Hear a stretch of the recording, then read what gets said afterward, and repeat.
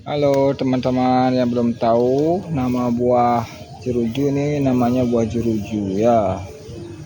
Daunnya seperti ini, berduri, batangnya berduri. Ini buah jeruju tapi belum tua. Ini yang sudah tua, siap panen ini ya.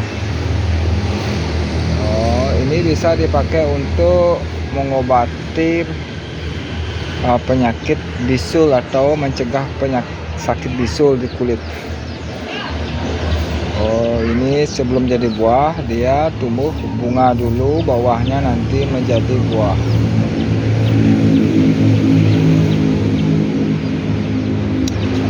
Ada banyak nih, banyak buah jeruju tersedia sekarang. Buah-buahnya